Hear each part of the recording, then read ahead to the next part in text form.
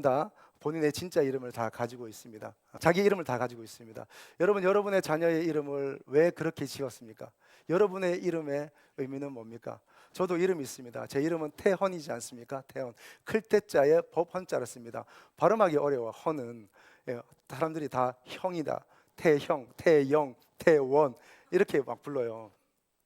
제 이름은 태헌인데 클때자에 법헌자. 그래서 세상에서 가장 큰 법인 하나님의 말씀을 대하는 사람이 되라고 제 큰아버님이 지어주셨습니다. 여러분, 이런 사람입니다. 여러분 자녀들의 이름을 어떻게 그렇게 지으셨습니까? 여러분, 헌법 할 때의 그 헌이 법 중의 법이란 뜻이죠. 가장 세상의 그 법 중의 법은 하나님의 말씀의 법인 줄로 믿습니다. 그 말씀을 우리도 대하는 사람이 되어 있는데요. 여러분, 성경에 보면 하나님의 이름이 여러 가지로 나옵니다. 물론 신약에 나오는 예수 그리스도의 이름 외에도 구약에 여러 가지 이름들이 있습니다. 여호와 이레, 준비하시는 하나님, 여호와 니시, 승리의 하나님, 여호와 로이, 여호와 나의 목자이시다, 여호와 라파, 인도하신 하나님, 여호와 샬롬, 평화의 하나님. 하나님을 이렇게 이름하여 부릅니다. 오늘 하나님께서 모세를 부르실 때 이 모세를 부르시면서 그에게 이름을 가르쳐 주십니다. 왜? 모세가 물었기 때문입니다. 모세가 하나님의 이름이 무엇입니까? 그냥 하나님, 뭐 신 이런 일반 명사 말고 하나님의 고유 명사를 가르쳐 주십시오 라고 물으니까 하나님이 이렇게 얘기합니다. 나는 스스로 있는 자니라 라고 대답을 하십니다. 스스로 있는 자. 여러분, 이름이 스스로 있는 자래요. 짧게 말하면 자존자이고 길게 말하면 나는 나다라는 뜻이에요. 난 나다. 여러분, 나는 나다라는 말이 대답입니까? 대답이 아닙니다. 대답에 대한 거절입니다. 그 어떤 이름과 단어와 어휘로도 나를 규정할 수 없다라고 하나님이 말씀하십니다. 그러면서도 이름이 아닌 듯 이름을 가르쳐 주시는데 이게 바로 하나님의 이름입니다. 에흐예 아쉐르 에흐예입니다. 에흐예 아쉐르 에흐예. 나는 있다, 나는 있다, 나는 있다 이런 뜻입니다. 영어로 말하면 I am who I am, I will be I am. 나는 나 그대로 존재한다는 뜻입니다. 난 곧 나다. 나는 자존자다. 모세가 묻는 말에 나는 나야. 나는 누구로부터 절대 규정될 수 없어. 그렇게 얘기를 합니다. 하나님께서 이렇게 이름을 가르쳐 주시는데 이 이름에는 의미들이 있습니다. 여러분, 먼저 15절의 말씀 같이 한번 읽겠습니다.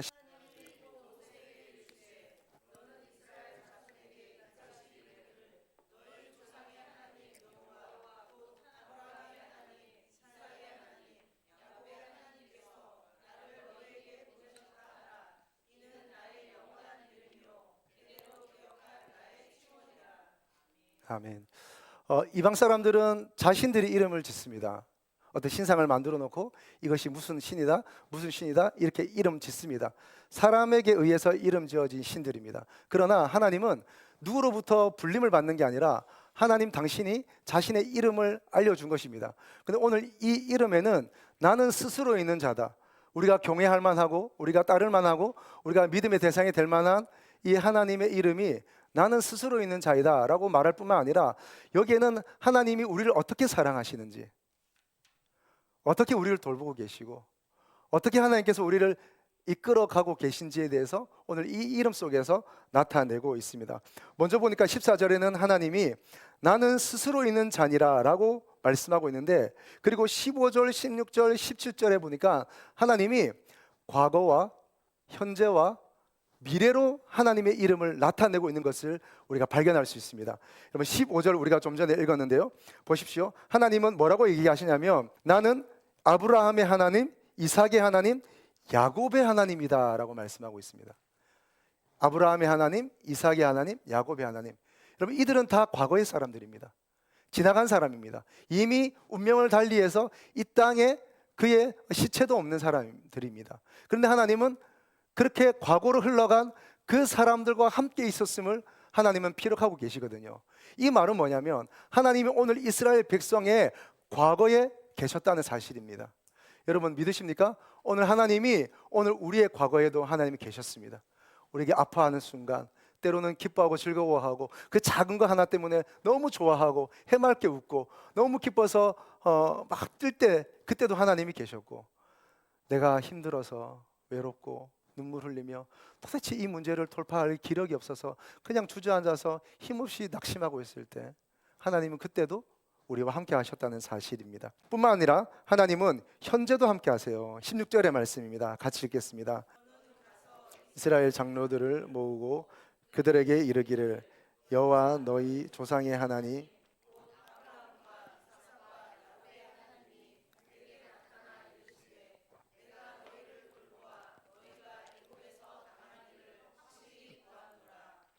아멘.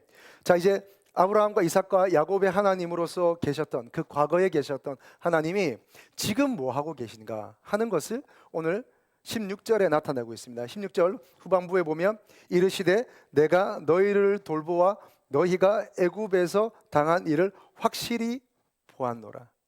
하나님은 지금 우리가 당하는 일들을 보고 계신 거예요.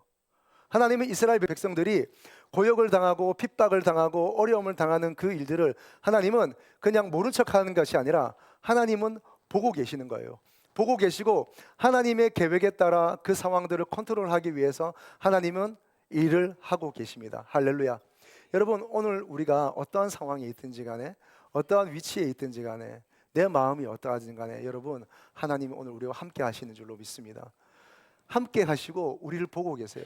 그 보신다는 것은 그냥 제 3자와 같이 구경하듯이 그냥 멀리서 바라보는 그 정도가 아니라 하나님이 우리를 보고 계시다는 것은 어떻게든 우리에게 선한 은혜를 주시기 위해서 우리를 주목하고 계시는 거죠. 우리를 주목하고 계세요. 그래서 우리에게 하나님의 은혜와 능력과 그리고 이 문제를 타개할 수 있도록 하나님은 우리에게 힘을 주십니다. 앞에서 끌어주시고 위에서 비춰주시고 옆에서 붙잡아주시고 그리고 아래서 반석이 되어주시고 힘들어하는 우리를 뒤에서 밀어주시는 하나님이세요. 그래서 오늘 우리가 하나님은 나는 스스로 있는 자니라 할 때 하나님은 그냥 스스로 계셔서 자기의 스스로 계심을 그저 자랑하고 뽐내는 정도가 아니라 그 홀로 계신 하나님, 그리고 스스로 계신 하나님, 누구에 의해서 만들어진 신이 아니라 하나님 자신이 능력 가운데 계시고 또 우리와 함께 하고 계십니다. 사랑하는 여러분, 어떤 어려움을 가지고 계세요?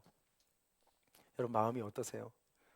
또 여러분의 상황 속에서 날마다 반복되고 변하지 않는 그런 일들이 있습니까? 그러나 여러분 절대 낙심하지 마십시오. 절대 좌절하지 마십시오. 오늘 하나님이 이스라엘 백성들을 굽어 살피고 계신 것처럼 오늘 우리의 삶을 하나님께서 지켜보고 계십니다. 자, 17절은 미래에 대한 말씀입니다. 17절도 같이 읽겠습니다. 내가 말하였거니와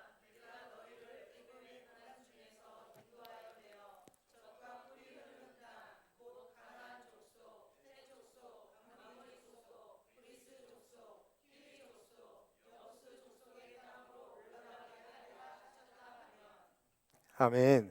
자, 이제 과거에 이스라엘 백성의 과거에 그것을 함께 하셨던 하나님, 그리고 이스라엘 백성의 어려움 중에 있지만 그러나 그들을 보고 계시고 주목하고 계시고 굽어 살피고 계신 그 하나님, 그 하나님이 이제 미래에 대한 계획을 갖고 계신데 그들을 애굽에서 꺼내어서 젖과 꿀이 흐르는 그 땅으로 올라가게 하리라, 그렇게 말씀하십니다. 무슨 말이냐면 하나님은 계획을 가지고 계십니다. 과거에도 함께 하신 하나님, 그리고 오늘도 함께 하고 계신 하나님, 앞으로 함께 하실 줄로 믿습니다. 하나님은 과거나 현재나 미래나 동일하게 우리 가운데 역사하셔서 하나님의 은혜와 사랑으로 우리를 붙들고 계신 거죠. 제가 신학대학원 마칠 때쯤에 저에게 깊은 고민이 생겼습니다. 서울에 있는 대학원을 잘 열심히 다니고 있는데 저희 가족은 다 부산에 있었거든요. 가족이 떨어져 있는 겁니다. 처음에는 주말 부부 하다가 나중에는 주말이 뭡니까? 뭐 한 달에 한 번, 나중에는 방학이 되어야 내려가서 가족들을 만나게 됐습니다. 주말 부부를 하고 또 겨우 방학 때나 되어서야 가서야 만나게 되고 이러다 보니까 가족이 아닌 거죠. 나중에는 이제 저희 딸 우림이가 점점점 자라는데 나중에는 아빠를 몰라보더라고요. 아빠에게 가까이 오지 않아요. 아빠가 가서 안으려고 하면 도망쳐요 막. 그래서 아빠 좋은 아빠야 이러면서 가까이 가도 소용이 없어요. 자주 보는 이 빈도의 수가 늘어나야 되는데 그렇지 않으니까 갑자기 나타나서 아빠라 그러니까 얼마나 당황스럽겠습니까? 심지어는 나중에 서울에 와서 같이 살게 되었는데 다 같이 이사를 하고 첫날 밤에 새로 이사한 그 사택에서 같이 잠을 자는데 제 딸이 이제 같이 있으니까 제가 얼마나 좋았겠습니까? 그래서 밤에 자다가 말고 일어나서 딸아이 얼굴을 이렇게 많이 보고 있었어요. 보면서 너무 신기하다, 너무 감사하다, 놀라운 하나님의 은혜다 이러고 이제 보고 있는데 제가 보고 있는 것이 이제 아이에게 인식이 되었는지 그 순간 눈을 뜨고 잠을 깨더라고요. 깨더니 어떤 아저씨가 자기를 이렇게 위에서 보고 있으니까 엄청 무서웠나 봐요. 그래서 일어나더니 저 구석으로 가서 가만히 숨어 있는 거예요. 마음이 너무 아팠습니다. 그래, 아니 우리 아빠가 안 볼게. 그러니까 아빠가 저 옆에 가서 아빠가 저쪽에서 잘게, 문 앞에서 잘게, 와서 자. 이렇게 제가 자리를 비키니까 그제 와서 엄마 옆에서 이렇게 잠을 자는 거예요. 제가 신대원 졸업할 때 고민이 많았습니다. 가족이 떨어져 있는데 가족이 하나 되어서 또 전임 사역을 나갈 것인가. 전임을 사역을 나가야 이제 사택이 주어지고 그리고 가족이 함께 살 수 있게 되기 때문입니다. 가족이 함께 살아야 되고 또 전임 사역을 나갈까 아니면 여전히 우리가 파트타임으로 있으면서 내가 공부를 좀 더 할까. 굉장히 공부를 하고 싶었거든요. 뭔가 공부를 많이 하지 못했다는 어떤 제 열등감에 의해서 그랬던 것 같습니다. 공부를 할까 또 아니면 전임 사역을 나갈까 고민하는 중에 아무리 기도해도 하나님 답을 안 하시는 거예요. 그래서 주님 어떻게 할까요? 계속 고민하는데 하나님이 한순간에 저에게 정말 주님의 음성같이 이렇게 저에게 말씀을 하시는데 이렇게 얘기하는 거예요. 아들아, 내가 지금까지 은혜로 살지 않았느냐? 지금도 은혜로 살고 있지 않느냐? 앞으로도 은혜로 살 것이다. 그렇게 얘기하는 거예요. 내가 은혜로 살아왔고 지금 은혜로 살고 있고 앞으로도 은혜로 살 것이다. 과거에 하나님은 은혜 주셨어요. 지금도 하나님 은혜를 주시고 계신데 앞으로도 하나님께서 미래의 은혜를 주신다는 말씀입니다. 여러분, 저에게만 해당되는 이야기입니까? 저와 여러분 모두에게 해당되는 이야기인 줄로 믿습니다. 여러분, 은혜로 살아오셨잖아요. 지금도 은혜로 살고 계시잖아요.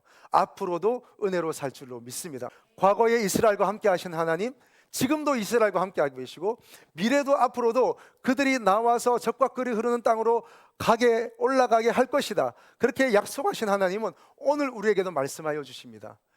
내가 너의 과거와 함께하였느니라. 내가 너의 미래를 붙들고 있느라. 그리고 내가 오늘 너와 함께하니라. 그런 은혜를 주십니다. 여러분, 그 말씀 하나 더 보겠습니다. 히브리서 13장 8절에 이런 말씀이 있습니다.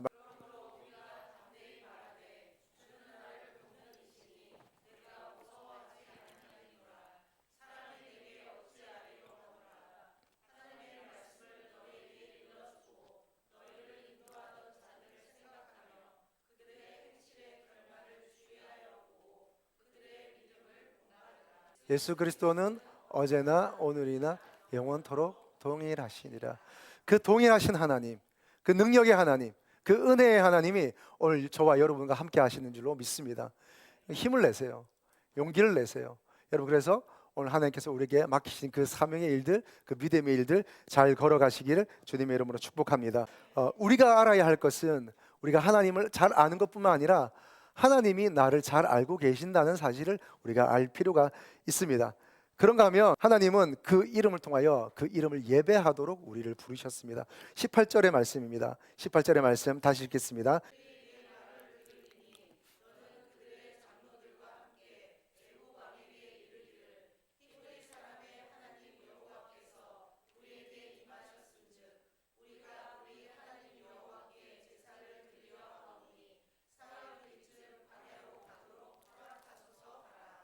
하나님이 우리를 구원하신 또 그리고 하나님 우리를 창조하신 궁극적인 목적은 무엇일까요? 그것은 바로 하나님을 예배하게 하기 위하여 우리를 부르셨습니다. 예배하도록. 오늘 이름을 알려주신 하나님께서 그리고 아브라함과 이삭과 야곱의 하나님 되셨던 그 하나님께서 모세에게 당신의 이름을 알려주시면서 그 출애굽하는 목적이 무엇인지를 이야기하고 있습니다. 18절 하반부에 보면 우리 하나님 여호와께 제사를 드리려 하오니, 옛날 성경에 희생을 드리려 하오니 그렇게 되어 있습니다. 제사를 드리려 하오니, 하나님이 오늘날 우리 모든 만물을 창조하시고 사람을 창조하셨습니다. 그리고 오늘 하나님께서 이 이스라엘 백성을 놀라운 기적으로 출애굽시키십니다. 홍해를 지나게 하시고 그리고 광야로 이끌어 가십니다. 하나님께서 그 역사적인 구원을 이루시는 그 목적은 무엇인가? 바로 예배하게 하기 위해서 하나님 우리를 부르셨습니다. 이스라엘 백성을 왜 구원하셨는가? 하나님께 제사를 드리고 하나님을 예배하는 백성 삼으시려고 부르시는 거예요. 여러분, 예배가 생명인 줄로 믿습니다. 예배가 우리의 모든 삶의 목적과 이유인 거예요. 하나님은 왜 우리를 창조하셨는가? 하나님은 왜 우리를 구원하셨는가? 하나님을 예배하는 백성, 하나님을 찬양하는 백성, 하나님을 예배하는 가정 만들기 위해서 오늘 우리를 창조하시고 우리를 구원으로 이끄셨어요. 그렇다면 오늘 우리가 내 삶을 다하여서 가장 우선순위로 둬야 될 것은 뭔가? 예배입니다. 예배. 그것은 예배입니다. 그 예배는 우리가 이렇게 모여서 드리는 예배도 포함되고 가정에서 드리는 그 예배도 포함이 되고 뿐만 아니라 우리의 온 삶을 다하여 하나님께 드리는 그 삶의 예배, 그 예배가 참된 예배인 줄로 믿습니다. 여러분, 그 예배를 드리시길 축복합니다. 하나님 오늘 우리를 예배로 인도하여 주셨어요. 여러분, 규장의 설립자인 여운학 장로님이라는 분이 계십니다. 그분이 20대 때 벌써 중요한 이사가 되었어요. 출판사의 이사장이 되어서 그 출판사를 이끌다가 그 45세가 되는 날에 너무 무리해가지고 허리에 디스크가 왔어요. 그걸 고칠 수가 없는 거예요. 수술해도 소용이 없는 거예요. 그때야 그가 하나님께 돌아오게 됩니다. 돌아오면서 그가 일평생 하나님 앞에 어떤 삶을 살아야 하나님 기뻐하실까 그렇게 고민하는 중에 하나님이 그 마음에 예배라는 단어를 주셨어요. 그리고 그가 평생에 하나님을 예배하겠다, 세 가지 예배를 결심한 거예요. 첫 번째 예배는 당연히 이렇게 모여서 드리는 주일 예배 절대 빠지지 않기로 그렇게 약속을 합니다. 두 번째는 하나님, 내가 일평생 하나님 앞에 새벽 제단을 쌓겠습니다. 일평생 새벽 예배 드리기로 작정을 한 겁니다. 그리고 세 번째는 가정 예배 드리기로 작정을 한 겁니다. 그리고 이 세 가지의 예배를 병행해 나가기 시작했습니다. 6개월이 지났을 때 놀랍게도 하나님이 그의 허리를 치유해 주셨습니다. 뿐만 아니라 그는 이제 잘 나가던 회사에서 나와서 그가 새로운 출판사를 만들게 됩니다. 그게 규장이라는 출판사입니다. 규장 출판사를 만들어서 오늘도 복음을 알지 못하는 많은 이들에게, 예수 그리스도의 이름을 알지 못하는 자들에게 내가 책을 통해서, 글을 통해서, 도서를 통해서 내가 그들에게 복음을 전하리라. 그래서 수많은 책들을 그가 이렇게 찍어내고 있습니다. 뿐만 아니라 오늘 말씀을 준비하면서 갑자기 어떤 얘기를 들은 기억이 났어요. 어느 집사님이 자기가 처녀 때 집에서 가정 예배를 드리고 싶은데 아무도 믿지 않는 거예요. 그래서 가정 예배를 드려야겠다고 생각했는데 아무도 함께 가정 예배를 드리지 않는 거예요. 근데 이제 그 거실이 그렇게 좁은데 아버지도 오빠도 다 이제 TV를 보고 있는 거죠. 근데 자기가 작정을 했습니다. 내가 이렇게 TV를 보고 있는 가족들 앞에서 내가 혼자 가정 예배 드리라. 그러면서 갑자기 TV 보고 있는데 혼자 찬송을 부르고 혼자 말씀을 읽고 혼자 막 기도하고 그러니까 이 가족들이 얼마나 불편했겠습니까? 야, 믿어도 좀 적당히 믿어라. 이렇게 남에게 해를 끼치면서까지 꼭 믿어야겠냐. 근데 자기가 그 일을 계속 했대요. 그랬더니 오빠가 이 여집사님에게 물었습니다. 좋다. 그러면 네가 그렇게 원하는 교회에 내가 가줄게. 가주는데 만약에 내가 생각하는 이 금액에 집이 팔리고 내가 집을 얻을 수 있으면 내가 너 따라 교회 갈게. 그렇게 약속을 한 거예요. 그랬더니 정말 이 자매가 기도하기 시작했습니다. 하나님, 가진 돈은 이거밖에 없지만 온 식구가 함께 살 수 있는, 아버지 그리고 가족들 그리고 자녀들까지 다 함께 살 수 있는 그 넓은 집을 하나님, 금액은 부족하지만 살 수 있게 해주세요 라고 그렇게 기도했습니다. 그런데요 여러분, 일주일 만에 그 집이 나온 겁니다. 그리고 그 집에 들어가서 온 가족이 함께 신앙생활을 하게 되었는데 지금은 그 가족 다 전도해서 모두가 함께 교회를 잘 다니고 있습니다. 예배를 통한 승리가 주어지는 거죠. 여러분, 오늘 우리가 하나님께서 우리를 부르시고 오늘도 믿음 안으로 이끄신 그 하나님의 선한 마음이 있습니다. 여러분, 오늘 주님 앞에서 예배하기로 결단하시기를 축복합니다. 시편 57편 7절 8절의 말씀 같이 보겠습니다.